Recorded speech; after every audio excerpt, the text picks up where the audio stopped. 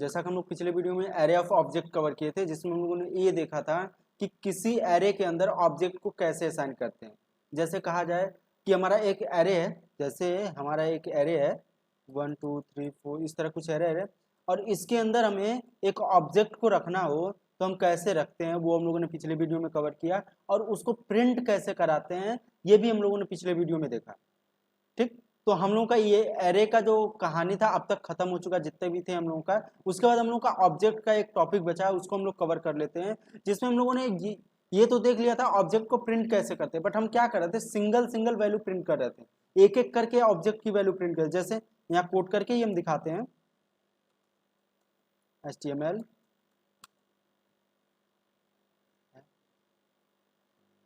Head body script, हमने script में आ गया। अब यहाँ एक वेरिएबल लेते हैं, एक ऑब्जेक्ट लेते हैं, ऑब्जेक्ट के अंदर यहाँ ये वैल्यू देते हैं, एक और वैल्यू देते हैं एज 22। अगर हमें प्रिंट कराना होता था तो हम कैसे कराते थे, सीधे हम क्या करते थे, कंसोल ही लिखते हैं।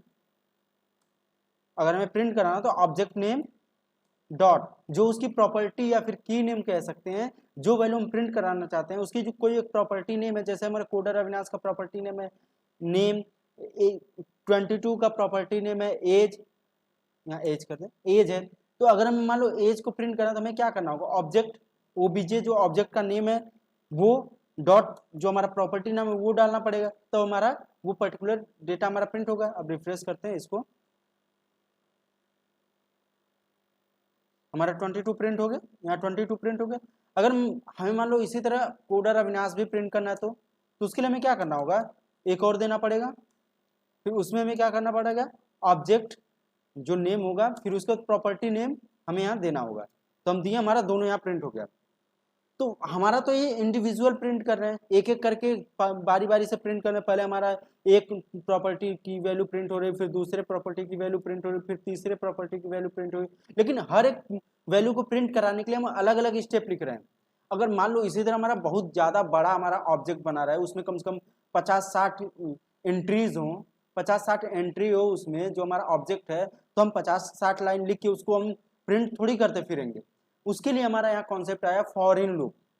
फॉर इन लूप क्या करता है कि हमारा इस जो ऑब्जेक्ट है इसको एक ही साथ प्रिंट कर देता है। जैसे एरे में क्या होता है, हमारा फॉर लूप का यूज होता है, एरे का यूज, फॉर लूप का यूज करके हम लोग एरे के सारे एलिमेंट्स को एक साथ प्रिंट दे रहे थे।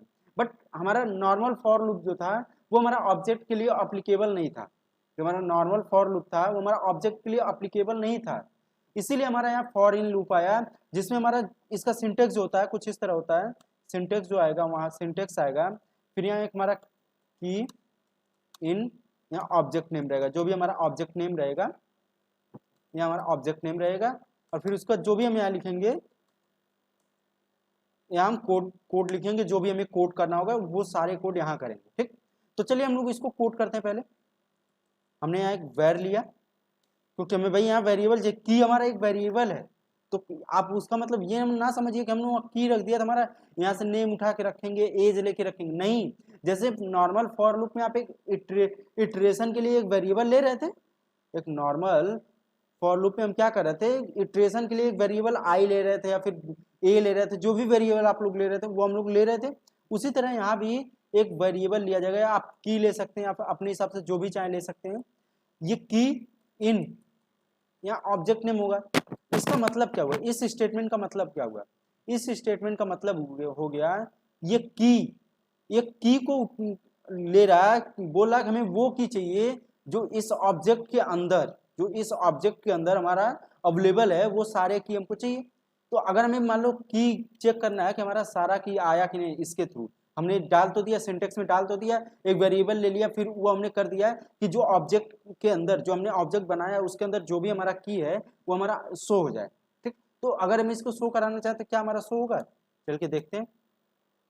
console.log, यहाँ हमने क्या लिया, की लिया, की किया। अब जैसे ही रिफ्रेश करेंगे, जैसे रिफ्रेश करेंगे हमारा पूरी की पूरी जो प्रॉपर्टी है या फिर की है वो सारे के सारे यहाँ शो हो रहे हैं। जैसे हमने क्या किया, नेम एज लिया था, एक और बढ़ा देते हैं, रोल, ऐसे कुछ भी हम रोल नंबर डाल दिए। अब इसको जैसे रिप्लेस करेंगे हमारे यहाँ रोल भी आ गया, मतलब रोल नंबर के लिए भी आ गया। हमारा तीनों के तीनों प्रॉपर्टी हमारे यहाँ शो हो रहे हैं अगर हम इस तरह से शो करा रहे हैं। अब आप लोग ये सोचेंगे हम तो यहाँ वैल्यू प्रिंट कराने आते हैं, हम यहाँ वैल्यू प्रिंट कराने आते हैं, बट ये तो हम की प्रिंट करा रहे हैं। अभी हम लोग वैल्यू को भी प्रिंट कर रहे हैं। जैसे हम लोग एरे में करते थे, एरे में हम क्या करते थे, इंडेक्स के फॉर्म में जाते थे, फिर उस इंडेक्स के हम डेटा को उठाते थे उस इंडेक्स से। तो उसी तरह यहाँ पे भी है, उसी तरह हमारे यहाँ पे भी है।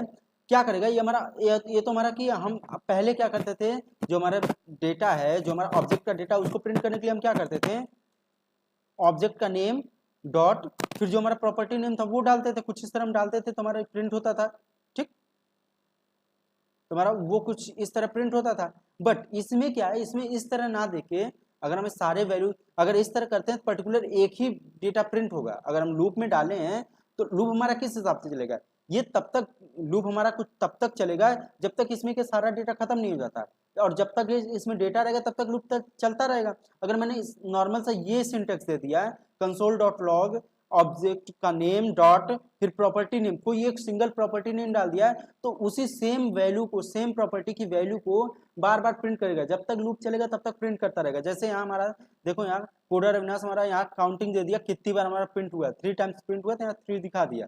ठीक, तो अगर हमें इस तरह करते हैं तो हमारे यही प्रॉब्लम हुआ। बट यहाँ अगर हम क्या करें, इस तरह करके, और जो हमारा की है, जो हमारा ये इटरेशन के लिए यूज हो रहा है, ये हर बार एक एक बढ़ता जाएगा। ये पहली बार में यहाँ रहेगा, नेम पे रहेगा, दूसरी बार में एज पे जाएगा, तीसरी बार रोल नंबर पे जाएगा। तो उसी तरह अगर हम यहाँ के कर दें, यहाँ अगर हम की कर दें, कि यहाँ डाल दें, जो हमने वेरिएबल ले रखा वो यहाँ डाल देते हैं, हमारा क्या होगा, एक तरह से इंडेक्सिंग फॉर्मेट में हो जाएगा।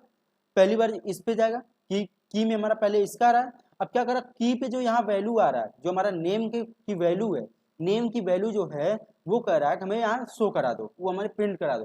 तो इस तरह से अगर हम रिफ्रेश करते हैं इसे, तो आप देखेंगे यहाँ हमारा तीनों के तीनों डेटा हमारे आ गए। इसको डॉक्यूमेंट पे ओपन करें, document dot right OBJ dot dot नहीं की, अब देख रहे हैं जैसे आप लोग यहाँ ब्रेक कर देते हैं,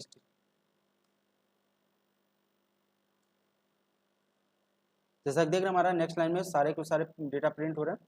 कोड अविनाश 20, फिर 21 0 21 1, कुछ इस तरह हमारा प्रिंट हो रहा है। तो ये सारे डेटा में इस तरह से प्रिंट कराते हैं फॉर इन लूप के थ्रू। पहले हम लोग क्या करते थे, इंडिविजुअल एक एक प्रिंट कराते थे जब तक हम लोगों ने फॉर इन लूप कवर नहीं किया था। अब हम लोगों ने फॉर इन लूप कवर कर लिया है, तो अब कहीं भी हमें ऑब्जेक्ट मिलेगा तो अगर हमें इंडिविजुअल कोई डेटा चाहिए तो हम इंडिविजुअल शो करा देंगे। अगर इंडिविजुअल नहीं चाहिए, सारा डेटा चाहिए, मतलब 50-60 डेटा में है, सारे डेटा एक साथ चाहिए, तो बस फॉर इन लूप के अंदर डाल दो, हमारा सारा का सारा डेटा शो हो जाएगा। ठीक, तो आई होप आप लोगों को फॉर इन लूप का वर्क समझ में आया होगा, फॉर इन लूप वर्क कैसे करता है और ऑब्जेक्ट के साथ कैसे वर्क करता है और इसका आइट्रेशन कैसे होता है, आप लोगों को अच्छे से क्लियर हो गया होगा। अगर इससे रिलेटेड कोई डाउट है तो कमेंट सेक्शन में आप पूछ सकते हैं, आपके डाउट को हम क्लियर कर देंगे। अदरवाइज चैनल को सब्सक्राइब कर लीजिए, बेल आइकन प्रेस कर लीजिए, और हाँ, वीडियो देखने के लिए धन्यवाद।